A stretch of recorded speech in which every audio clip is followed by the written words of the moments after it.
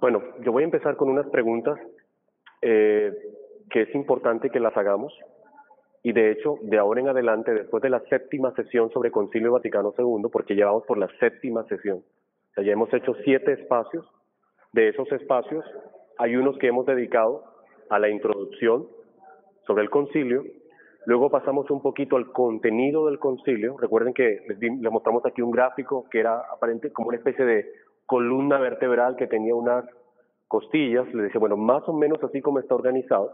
Habíamos dicho que la columna vertebral, si lo comparamos con un cuerpo, un sistema óseo, sería la Lumen Gentium, ¿ya? Que es la constitución dogmática que se refiere a qué es la iglesia. Entonces, luego de eso, empezamos a estudiar un poquito las hermenéuticas del concilio, es decir, cómo el concilio ha sido interpretado, correctamente e incorrectamente a lo largo de estos años. Del concilio han pasado un poco más de 50 años, estamos en el 2016. El concilio sucede en la década del 60, así que estamos un poco más de 50 años, creo que son como unos 55 años más o menos que llevamos al 2015, creo que fueron como unos 50, o sea, son 51 años, realmente más o menos lo que lleva el concilio. A partir de la séptima sesión se les pidió que vieran una serie de videos y que estos videos se iban a ver uno por semana. El primer video tenían como tarea verlo la semana pasada.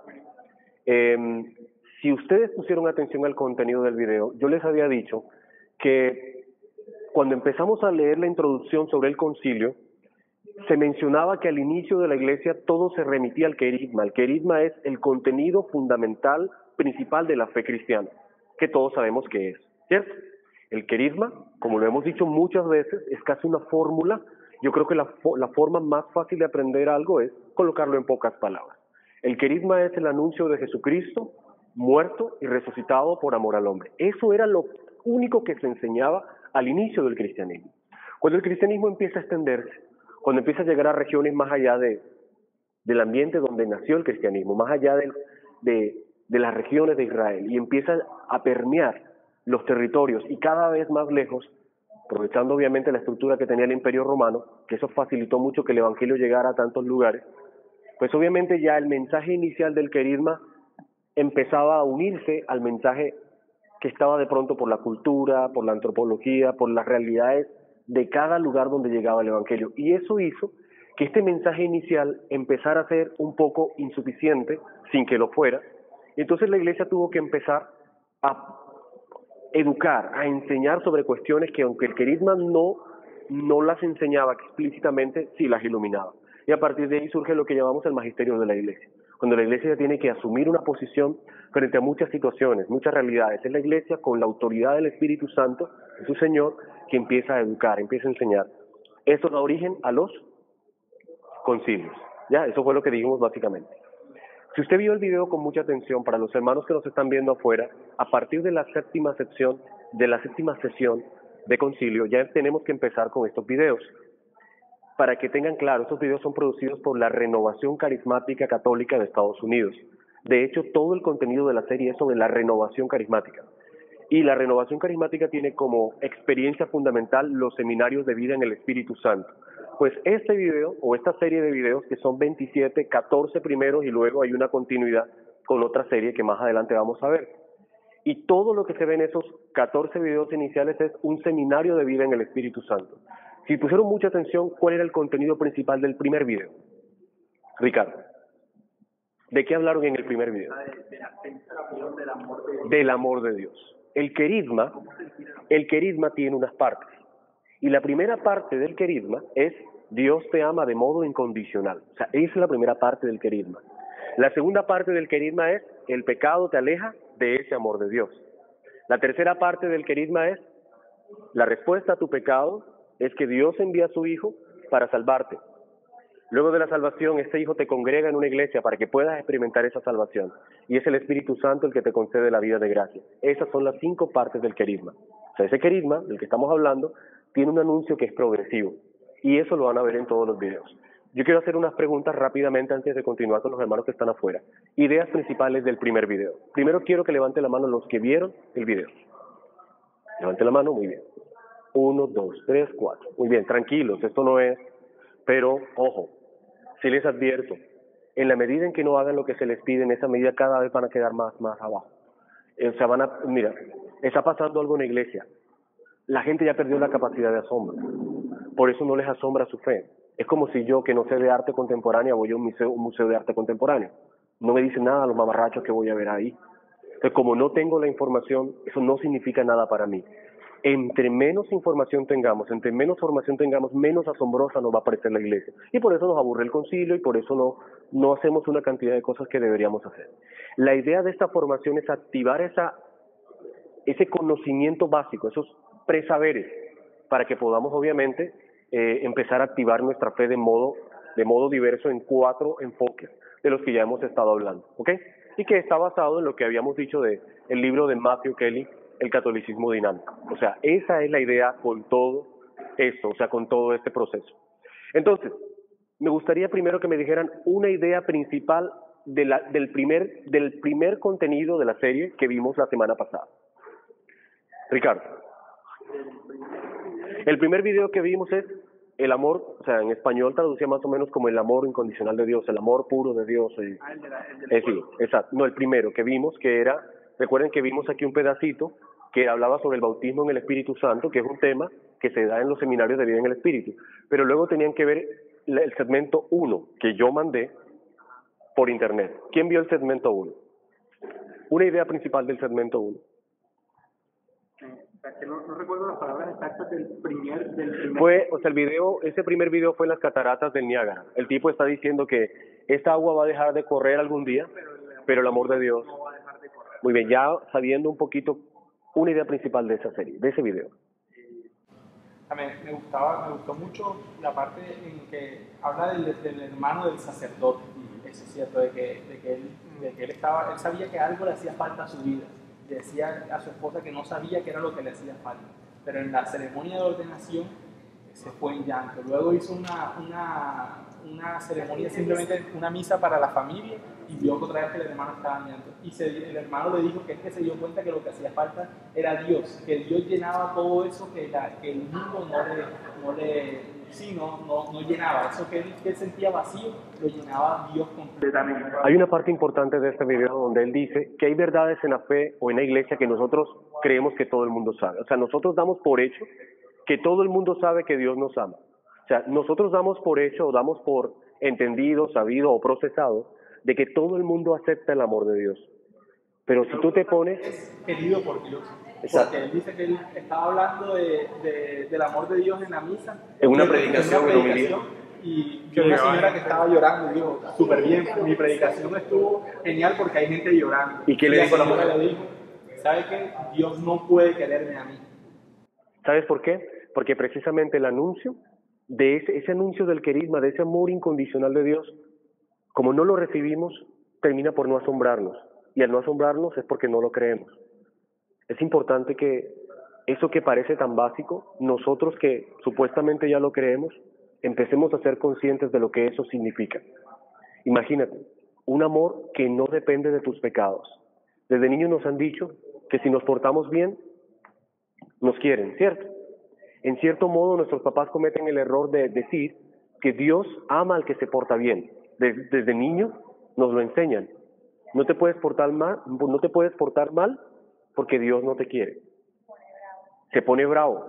Y estas ideas muy infantiles sobre la fe, lo creamos o no, se meten muy profundo en nuestra comprensión del amor de Dios. Y todavía hoy hay gente que después de pecar siente que Dios no lo ama. El amor de Dios es demasiado grande para pensar que un pecado o que miles de pecados puedan acabarlo. De hecho, Santa Faustina, que es el apóstol de la misericordia, para que Faustina entendiera lo que significaba la misericordia de Dios, Jesús le dijo, Faustina, todos los pecados, desde el primer pecado, cuando inició la creación del mundo, hasta el último, cuando se acabe este mundo, todos esos no son sino una gota de agua en el horno de mi misericordia. Se lo decía Jesús a Faustina. Entonces es como para que nosotros podamos tener una idea de lo que significa la expresión que Dios me ama a pesar de mi pecado. Y aunque lo creamos o no lo creamos, la gente no, esa idea del amor incondicional de Dios no la tiene tan clara. Tenemos un amigo en común, allá Rafa, que está sufriendo la tortura. Tenemos un amigo que decía, que nos dice, yo no voy a la iglesia. Nos decía, yo no voy a la iglesia porque yo no voy a ofender a Dios. O sea, él en sus pecados o en su vida de pecado dice que yo no voy a ir a la iglesia porque sería como ofender a Dios, cuando la iglesia es todo lo contrario, las puertas abiertas para los pecadores. El que se crea que debe ser bueno para ir a la iglesia está entendiendo mal el cristianismo. Tampoco quiere decir ahora que tenemos que hacer y deshacer para que Dios nos ame. No, es que el amor de Dios está por encima de la fragilidad humana. Eso es lo que hay que entender.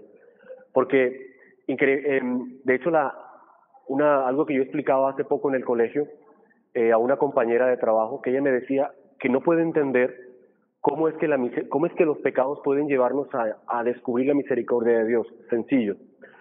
El demonio es especialista en invitarte a pecar, pero cuando luego tú pecas, te restriega tu pecado en el rostro, para que tú te escandalices de tu pecado y te alejes de Dios. Esa es la técnica que utiliza.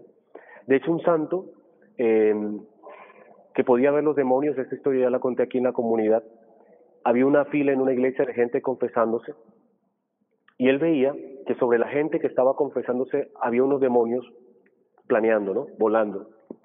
Y venían y tiraban a las personas como unos sacos. Y las personas, cuando los sacos les caían encima, agarraban el saco y salían corriendo y no se confesaban. Entonces este santo le pareció muy curioso eso y le pregunta a un demonio, ¿qué hacen? ¿Por qué esta gente que recoge esos sacos se va? ¿Se acuerdan de la historia?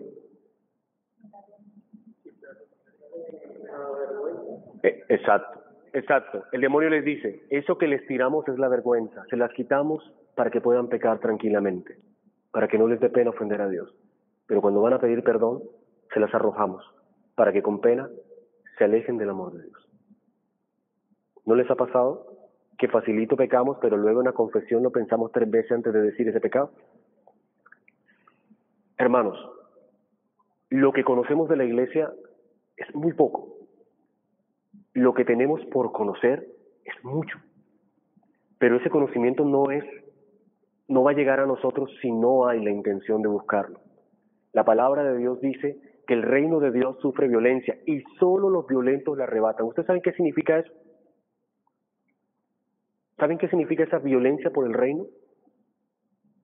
A ver, cualquier barbaridad me sirve. ¿Qué significa la violencia por el reino?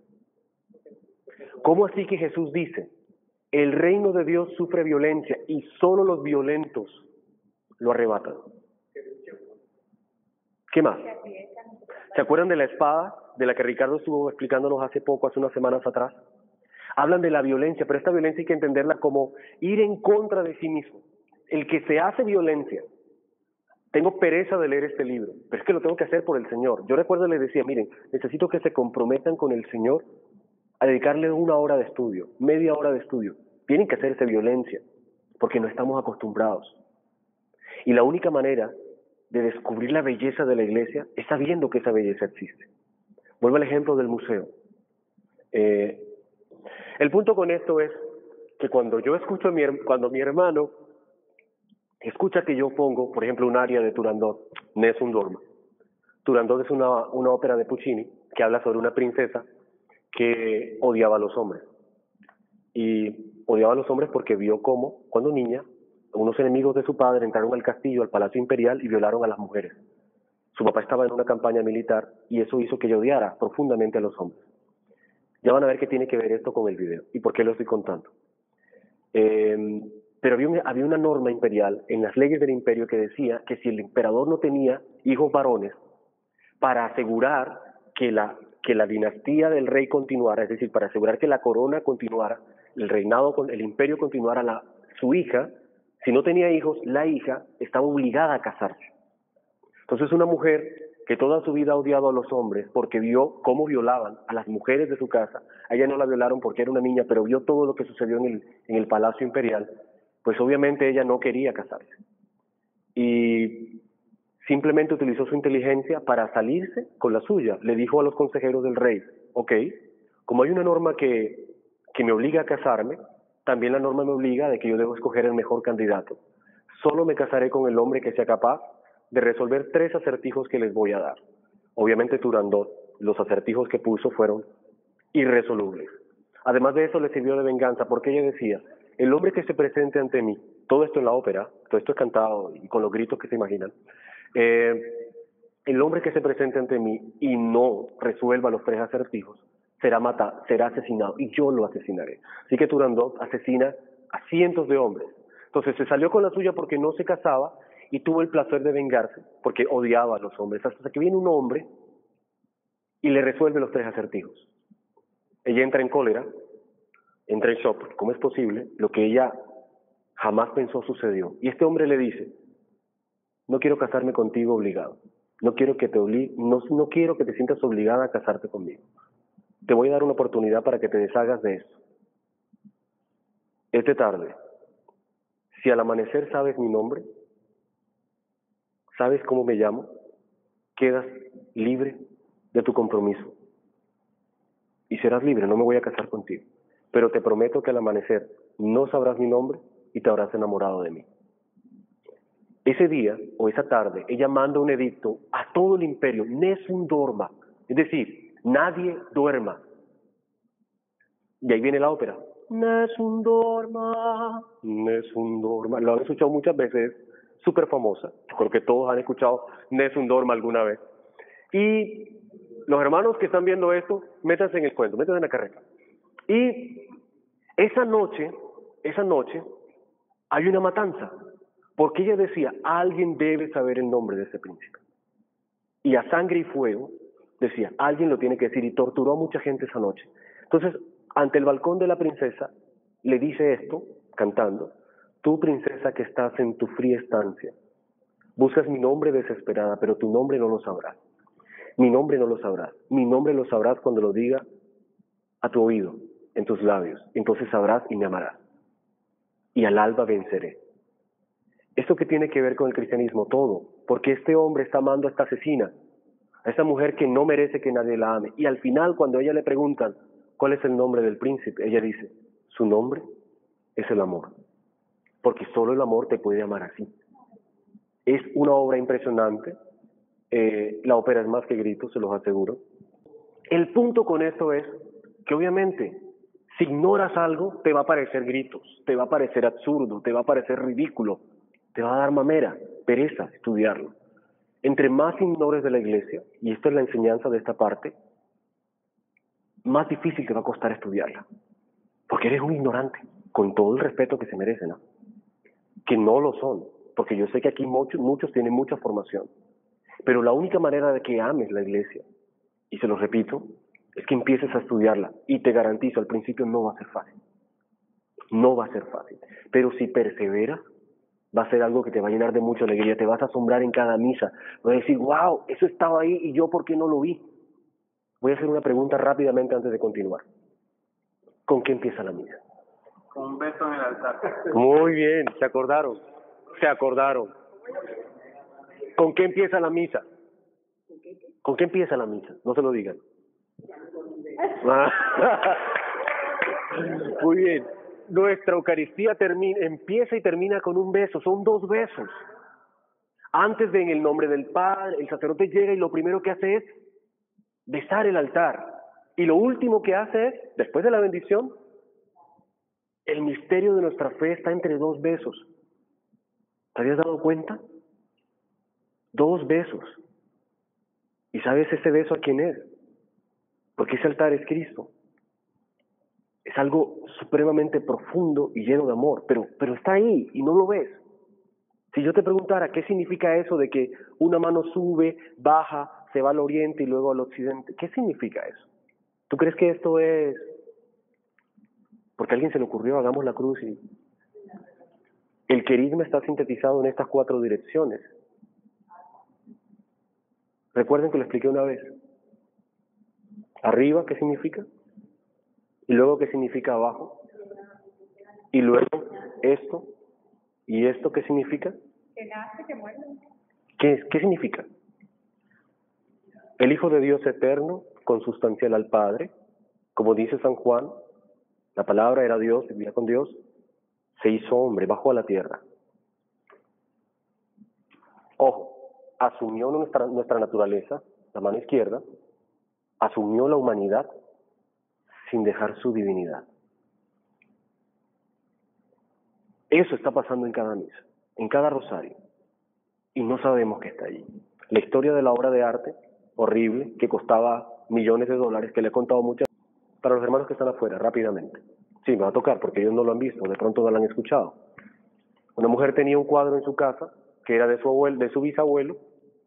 Todo el mundo en su casa decía, esa porquería, bótala, eso es horrible, porque era.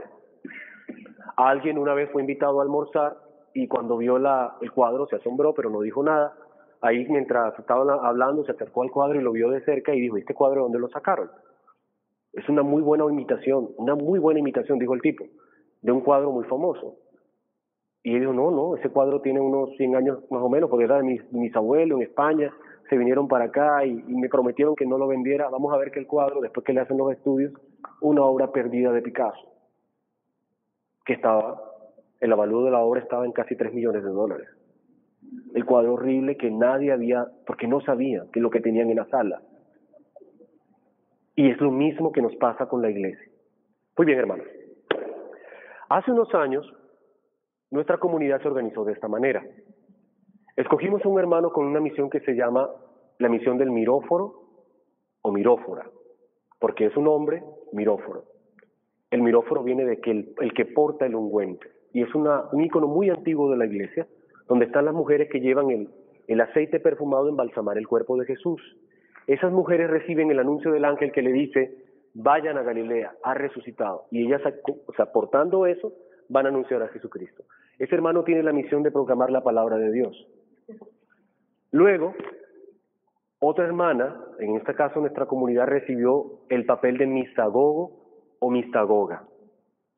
El mistagogo o mistagoga en la comunidad, esto lo hicimos aquí en Barranquilla, tiene la misión de transmitir la liturgia, que podamos entender lo que la iglesia celebra. Y esta hermana, o este hermano, en este caso es una hermana, su misión es, a través de unos momentos muy puntuales durante todo el año, introducirnos en la riqueza de la liturgia, porque la liturgia celebra el acontecimiento pascual. Otro hermano recibió la misión de transmitir la fe. En esta comunidad es el didáscalo, en este caso soy yo. Me toca transmitir la fe, obviamente el magisterio de la iglesia. Y otra hermana, hostiaria, se encargaba básicamente de la organización de la comunidad, en cuanto a la comunidad es, en cuanto a lo que la comunidad es físicamente. Pues esto que parece fortuito o digamos un poco inventado, en realidad es lo siguiente y quiero que lo pongan mucha atención. En esta comunidad, Ricardo, que es el miróforo, es el guardián de la verbum, de la Dei Verbum. Su papel es anunciar la palabra y transmitir la palabra, y esa constitución dogmática es la que está a tu cargo. Tú que eres la mistagoga, tu misión es la Sacrosantum Concilium, porque de la liturgia es que nos habla. Yo como didasco le estoy hablando de la Lumen Gentium. Mi misión es anunciar la belleza de la iglesia. Yo soy el guardián de esa constitución aquí. Ivonne es la guardiana de la Gaudium et Spes, es la iglesia en el mundo. ¿Cómo se proyecta la iglesia en el mundo? O sea, no está escogido ni organizado de un modo fortuito, fue pensado así. De modo que en la comunidad se pueda vivir el Concilio Vaticano II sin que los mismos hermanos se dieran cuenta. Creo que se están descubriendo eso hoy. ¿Ok? Y la idea con todo esto es que ustedes que están a cargo, yo a cargo de la Lumen Gentium, tú a cargo de la Sacrosantum Concilium, tú a cargo de la Dei Verbum y tú de la Gaudium et Spes, cada uno empieza a estudiar y empieza a transmitir eso. ¿Ok? Obviamente hay otros servicios que se escogieron que están dentro de esas constituciones. ¿A qué va con todo esto, hermanos? Sencillo. El padre Joaquín nos dio la libertad de que organizáramos como pudiéramos la comunidad. La formación de hoy está hasta donde va, enfocándose a que se deben crear en la misma comunidad estructuras que nos hablen del concilio, que fue lo que hicimos aquí en Barranquilla y que todavía tenemos hasta el día de hoy. Lo que vamos a hacer ahora, ya faltando solo 10 minutos, ¿qué horas tenemos exactamente? 10 minutitos, a ver, le dije a las 9:05, tenemos 20 minutos, pero estos 10 minutos que siguen tienen que ver con los 4 rasgos fundamentales de los que estamos hablando. Para los que no lo saben, estos rasgos están basados en un libro de Matthew Kelly que se llama El Catolicismo Dinámico, así está traducido en español. Y estos rasgos, lamentablemente, están dormidos. Antes de seguir esta parte, vamos a ver un video. Luego del video, hago la conclusión. A las 9:05 ya hemos terminado. Este video solo dura 6 minutos, luego sigo yo, y por favor quiero que pongan mucha atención porque en lo que van a ver, aunque vieron hace como un año, yo creo que más de un año, vieron un video similar. Cuando lo vean no digan, ya lo vimos, porque no es lo que vieron. Esta es una versión mucho más corta de otra experiencia y quiero que vean allí lo que significa realmente vivir el concilio. Espero que lo disfruten y luego este video está cargado también dentro de lo que Jesús pone en la comunidad, en el portal de la comunidad. Ojalá que luego de verlo pongan mucha atención a la experiencia que sigue. Bien. Tuvimos la gracia hace un año de que nos visitaran unos misioneros que están en Turkana, en Kenia. Estuvieron aquí. Esto sucede también en Turkana, en Kenia, pero no en la región de la comunidad turcana, sino en otra experiencia. Quiero que pongan mucha atención. En este video hay algo que es asombroso y necesito que lo descubran. Mucha atención.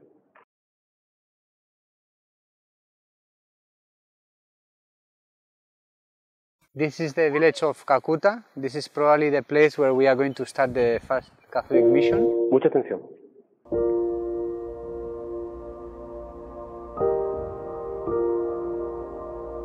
Recuerden lo que les dije de la belleza de la iglesia, de los tesoros que no conocemos. Is a very beautiful place. It's one of the remotest parts of East Africa. The people are beautiful, the people live in their culture. Although it's a very beautiful land and very beautiful people, but at the same time there is a lot of poverty. The animals for the Nyangatom as well as for the Turkana are something very important because this is their wealth. To get married, they need a lot of cows, and the young people, in order to get them, sometimes the only solution is to go to the neighbor and to get those animals so that they can get married or be somebody in their society. This river makes the border with Kenya and the Turkana tribe. Most of the people come to this river Nakua, to fetch the water. This river is where the two tribes meet, and is where the two tribes they fight. They risk their lives every time they go to fetch water. They don't know if they are going to be shot by the Turkana. So our first priority is to provide them with water far from the river. We are looking for the elder, for our friend. He's the chief of this village where we are going to start the mission. The purpose of this visit was to discuss with the elders how are we going to engage them in this project. One borehole costs around $12,000. How much is a cow in Turkana? 100 cows. So if they contribute 5 cows, that well is also for them. So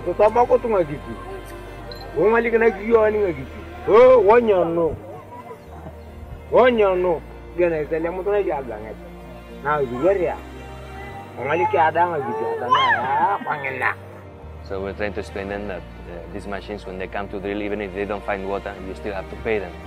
It's not something that we just come and do, but the project has to be something that belongs to them. It's very important because the field is theirs, they will take care of it also.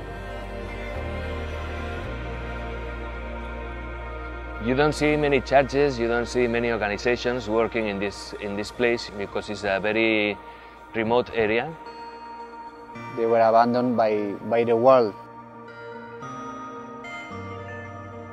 Some months ago, we came here, we found some people who were sick. We tried to bring some nurses from the village nearby. They didn't know what it was, they were unable to do anything, and next time we came after 1 week, the child was not there anymore, no? He had passed away. Those things break my heart, no? Because the children are innocent in that sense, no? That people who have all the future in front of them, and I think it's not just that they don't have the same opportunities that a child born in somewhere else, no? In Spain or United States. I think that every child deserves the same opportunities in life. Hopefully, in 1 year or 2 years, we will have some buildings where we can live and serve the people of this area. Also to have nursery schools where children could learn English. They also lack all kind of infrastructures, medical facilities. All those things, they cost money, and in a place like this, they even cost more money because we are far from anything. So far, we have got only money for one borehole, so we are trying to get for 3 more, at least for this year. Without that, we will not be able to do anything. We are going to establish the presence of the Catholic Church here so that they can know practically what it means that God loves them like any other child of God. When you are on the other side, to kind of talk very bad about the Nyangatom, they're very fearful, and when you get to know them, you see that they are normal people, that people that love their children also, people who are human, people who are also longing for peace, and I think that we can bring about the good side of every human being, and that there is hope. We have a very special opportunity to start from zero, and I think that's an opportunity that we cannot waste. We have to try to do our level best. My faith makes me come out here and try to do something for my neighbor. It's just a drop in an ocean, but it's the beginning of something. So it's the seed that we are going to plant with our efforts, with whatever we can do, but many other people will have to come and water that seed so that it can become a big tree that can give shelter to many people. No? What God wants from all of us is to be generous and to be able to be like Jesus, no? To give your life for others and realize that when we give, we are actually receiving 100 times over.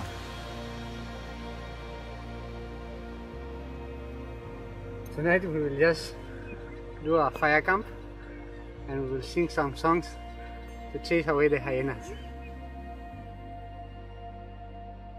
Yo quisiera hacer una pregunta. ¿Cuándo fue la última vez que usted participó en una misión? ¿Sabe qué es una misión? ¿Ha ido alguna vez a evangelizar a un lugar fuera de su tierra? Rafael estuvimos en Puerto Gaitán el año pasado durante la Semana Santa. Y es increíble ver cómo mucha gente, muchos católicos nunca han hecho esa experiencia de salir de su tierra lejos a evangelizar. Es una experiencia que se la recomiendo y es necesario, como el servicio militar o como qué sé yo. Hay cosas que necesitamos hacer. No sé si saben, pero los testigos de Jehová, parte de su formación, de su fe, ellos tienen que dedicar unas horas a la evangelización.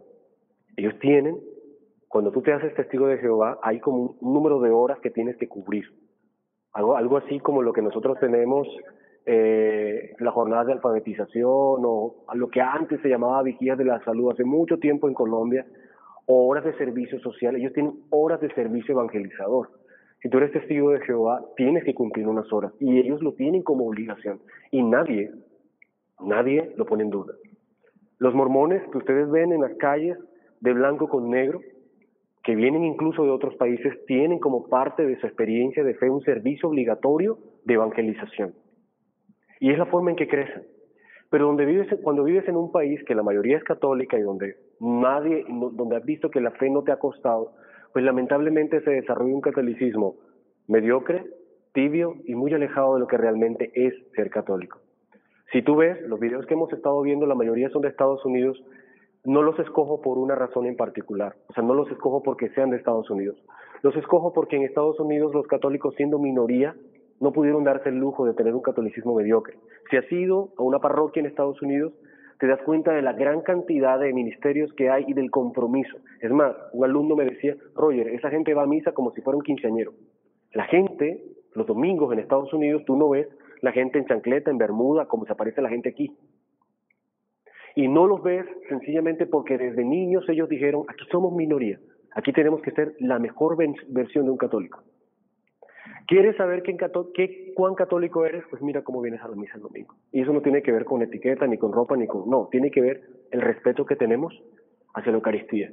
Y uno ve gente en chancleta, gente en bermuda, incluso, yo me atrevería En una misa que yo estuve en el Espíritu Santo, una parroquia de esta ciudad del norte, yo vi una persona que estaba literalmente en una pijama. O sea, eso era una pijama. Así, o sea, lo único que le faltó fue las pantuflas. O sea, lo único. Pero la persona estaba... Por ahí le publicamos la imagen que en cada parroquia debería haber un espejo en la puerta. ¿Cierto? Así debo venir a la casa del Dios que me ama. Que no es por Dios, Él te recibe. Es que Dios me acepta así, que Dios te acepta así, pero tú... Le estás dando lo mejor a mí. O sea, Él te da lo mejor y tú ¿qué le das? Roger, es que no me importa que mis hijos vengan, se los dije la semana pasada, pero es que si tú dejas que tu hijo venga en chancletas y en bermuda, tú le estás diciendo que en el fondo no es importante, porque puede venir como le dé la gana. Pero si tú le dices, no señor, vamos de la mejor manera porque vamos a la casa de Dios, ahí sí va a descubrir que es importante. De gala, como dice Alejandro. De gala, como dice Alejandro. Muy bien. Y ni contarte, no sé cómo es en sus países, pero aquí en misa vemos mujeres con mini shorts, ni siquiera es un short, mini shorts, literalmente. Y así vienen a la iglesia y así comulgan y supuestamente debemos estar felices porque vienen así. Más de uno está feliz porque vienen así, obviamente.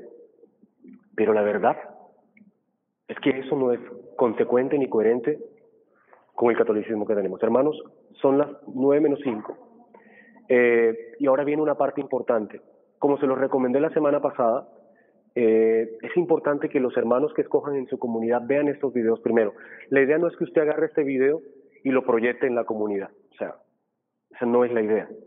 La idea es que los hermanos que ustedes escojan para la formación los vean. En estos videos tienen la ruta de formación, o sea, qué se da primero, qué se da después, y más o menos el contenido que deben desarrollar en cada sesión. En este caso, estamos tratando de profundizar en lo que se conoce como los rasgos del catolicismo dinámico. Entonces, viene de la siguiente manera. Lamentablemente, lo ideal sería 1 hora, ¿no? Pero por limitaciones nosotros no podemos dedicarle 1 hora de formación. Lamentablemente solo tenemos 20, media hora a lo máximo. Por eso, es importante que de estos 4 rasgos que voy a mencionar y que vamos a proyectar, por favor Jesús, vamos a proyectarlos. Viendo el video, o sea, el video que acabamos de ver, voy a tratar, esto lo vimos la semana pasada, muy bien, empezamos por allí. Estamos diciendo que los católicos auténticos, los católicos dinámicos tienen 4 rasgos.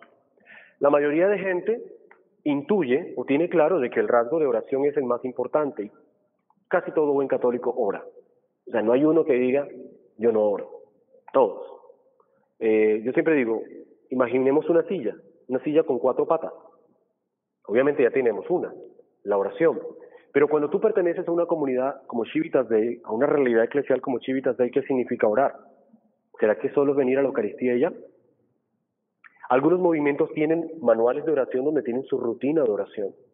Tú le preguntas a alguien del Opus Dei, tienen sus oraciones.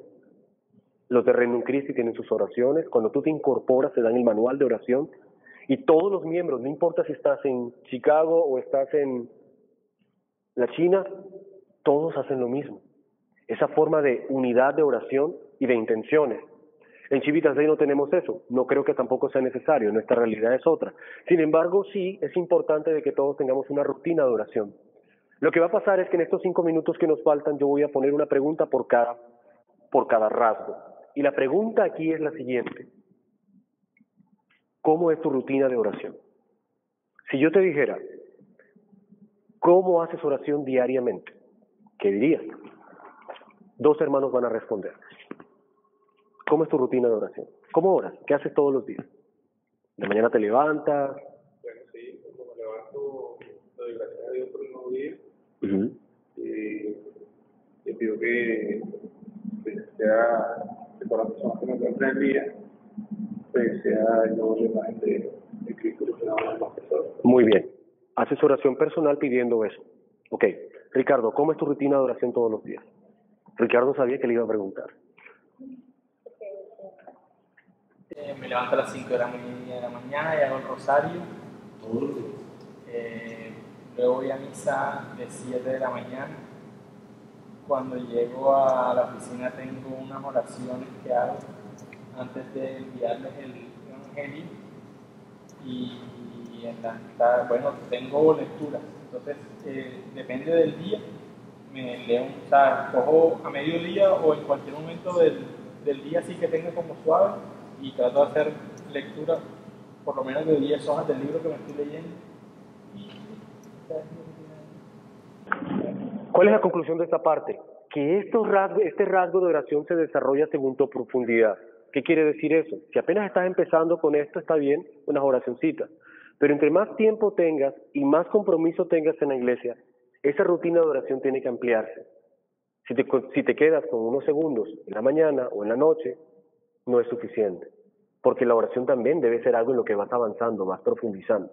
Levanten la mano aquí los que saben rezar la liturgia de las horas.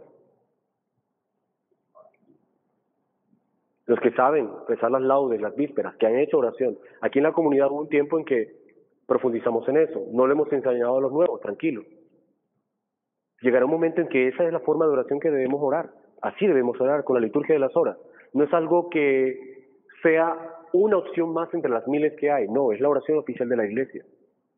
Les voy a contar algo aquí rápidamente. Es más, yo creo que me quedo solo con esto para que podamos irnos a tiempo.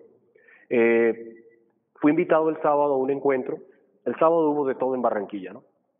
A una de las cosas que fui el sábado, porque fui a concierto, fui a reunión, fui a de todo ese día, y fui a la mañana, no, en la mañana hubo un encuentro de movimientos, también de la comunidad fueron ese encuentro. Yo fui a las 3 de la tarde a otro evento. Y bueno, llegué, me inscribí y empezó el encuentro. Y fue como que, fue un flashback, fue como regresar 20 años en el tiempo y sentir la sensación horrible de que la iglesia no avanza. Gracias, bajémosle porque si no me voy a quedar ciego. Gracias. O sea, yo llevo más de 20 años en la iglesia, sirviendo, más de 20 años. Entré en el año 92. En junio del 92 empecé a servir fuertemente en la iglesia. Empecé con la música. Y cuando estaba ahí, la canción fue Gozo, gozo, gozo yo tenía. Y yo llegué a la conclusión, yo viendo a la gente, porque era un espectáculo interesante de ver, porque parece ser que últimamente la gente piensa que la única forma de alabar a Dios es hacer el ridículo.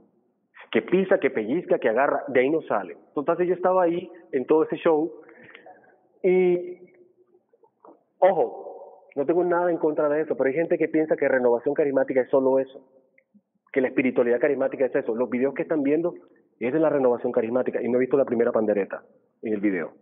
Y no tengo nada en contra de las panderetas. El punto es que yo estaba ahí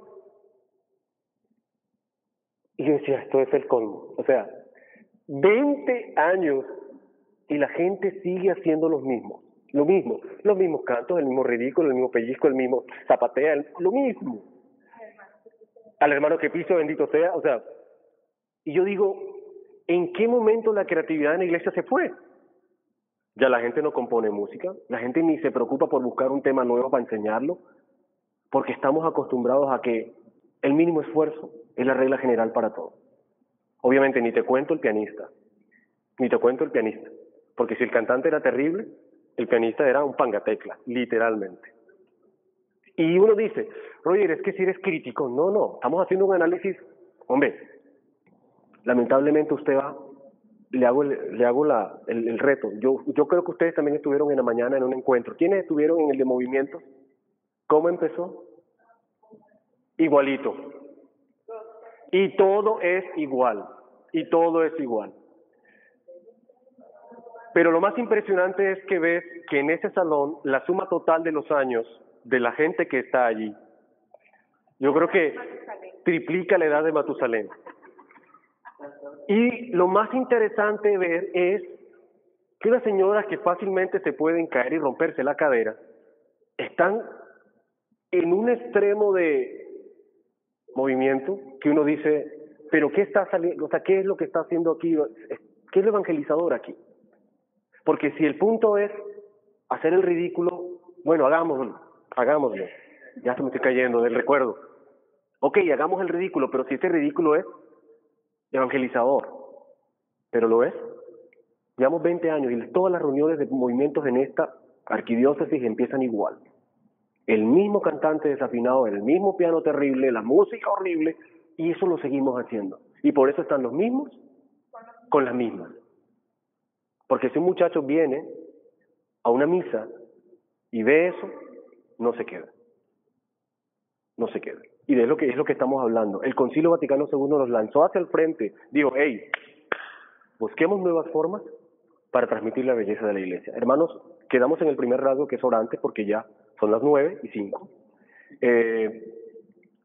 Vamos a tratar de hacerlo lento, por eso, bueno, llegamos aquí hasta orante. Hay muchas cosas que les he prometido que no hemos hecho y que íbamos a ver un video, pero es que, lamentablemente, llega un momento en que hay que seguir avanzando. Obviamente vamos luego a retomar, siguiendo la estrategia de la espiral, sobre temas que ya hemos dado. Bueno, hermanos, eso es como conclusión para, rápidamente, en 3 palabras, ¿no? Para finalizar. Primero, se necesita conocer la riqueza de la iglesia para poder amarla. Segundo, hay que superar esa indiferencia que tenemos respecto a la iglesia. Ya nada nos asombra. Mira, yo he puesto a ver cosas asombrosas y la gente queda como si nada. Sencillo, porque estamos acostumbrados a la rutina, lo mismo de siempre, que ya nada nos asombra, como escuchar ópera sin saber qué es. Obviamente la experiencia no va a ser agradable. Pues con la iglesia nos está pasando lo mismo. Hay una recomendación que estoy haciendo en cada reunión: vean un video, escuchen cierta pieza, y hay que ver cuánto lo hacen. No es un juicio, es simplemente para que, hermanos, despierten, porque es la manera en que se activa toda esta experiencia de fe. Nos estaremos viendo la próxima semana. Muchas gracias.